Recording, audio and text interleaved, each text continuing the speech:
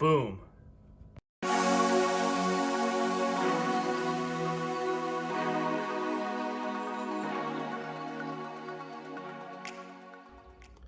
Salute to hoops, guys. Welcome back to the channel.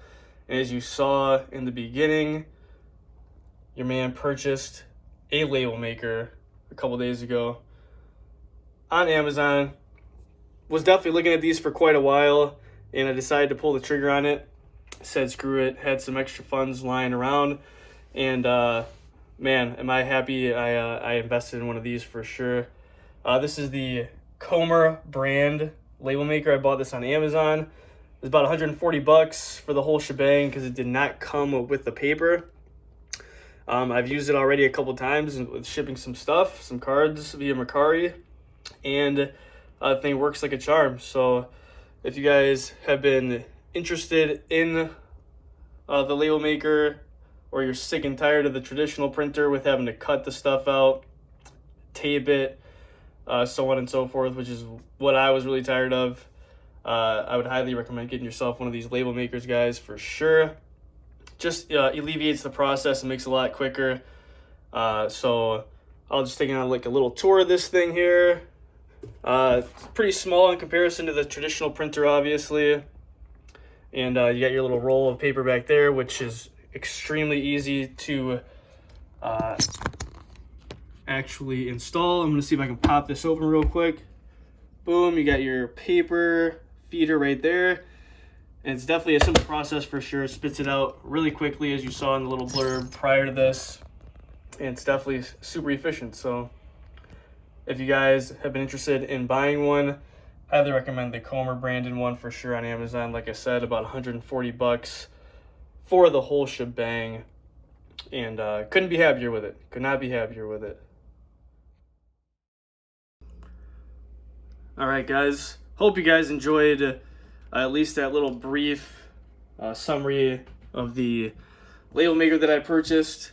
It should be noted, I forgot to add that it is not a wireless one. I was really looking for a wireless one, but it just seems like the wireless label making technology isn't there yet. I'm glad I didn't buy it though, because I saw most of my things on Mercari, and I had an issue with it initially because Mercari only prints their labels in 4x6, whereas eBay will let you kind of customize it.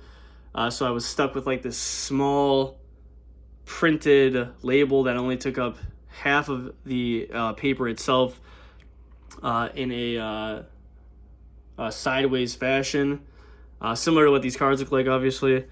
And it did not look good, so it took a little bit of research, but it's about a two-step process in Adobe Reader where you have to kind of snip it and then print it from there. So it's not a huge deal, but definitely wanted to add that in.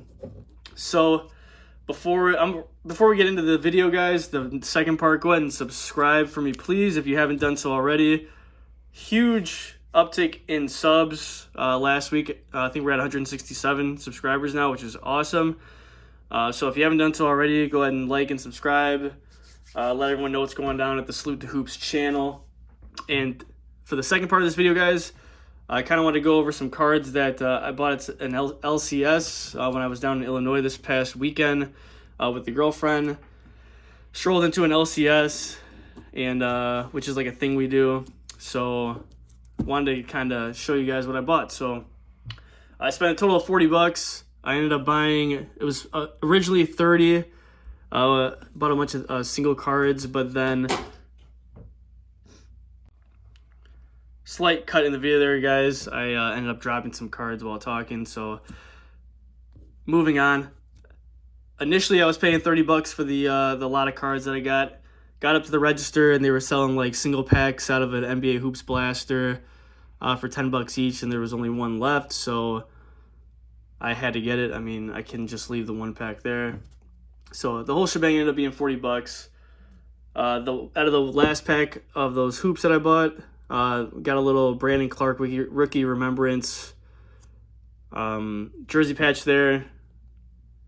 Nothing too crazy. I got super excited when I was opening it. Actually, my girlfriend opened it because she's got the golden thumb. Thought it was going to be a John Morant from the Grizzlies because that's the first thing that I saw. But we'll take Brandon Clark for sure. Also got a little Vince Carter throwback. I don't know what these guys are doing here. A Cassius Stanley and a Jameis Ramsey rookie card. But for being the last pack, took a gamble on it, kind of paid off. So moving on to the singles that I bought there, guys. So first of all, I'm gonna have to definitely take you guys there on like a little tour because this place was nuts. Probably one of the most organized LCSs I've ever been to. I forgot the name of it. See if I can put like a picture of it somewhere when I post this video. But definitely gonna have to do a tour video there. Couldn't do it there last time because we walked in, there was only like 30 minutes till they closed, so didn't have a lot of time, but definitely plan on going back for sure. Anyway, moving on. So I bought a bunch of the cards, a lot of old school cards. We'll start first off with these Ray Allen Topps Finest cards, Arrivals inserts here. If you guys have watched any of my other videos, I had like some Shaq ones of these and some Dennis Rodman ones too. So I just think this is a pretty cool series with like the bronze coloring and stuff like that. They all have the Topps little protective coating on them still too, which is hard to find. But definitely a cool insert card for sure. Moving on, we'll just go with the Jason Kidds here. You'll see there's kind of a theme here, guys. They're all going to be like Topps Finest or Topps Chrome. Most of them are. Kind of poached the boxes that I was able to look through at least. So this is just some Jason Kidd, Nets Jason Kidd, and then some old school Jason Kidd as far as like him being on the Suns and stuff. Other creators. This seems to be like another insert from that Topps Finest series, and also was able to find just one of the Masters series of the Topps Finest that year as well. These were all 50-cent cards in the 50-cent boxes. Super organized.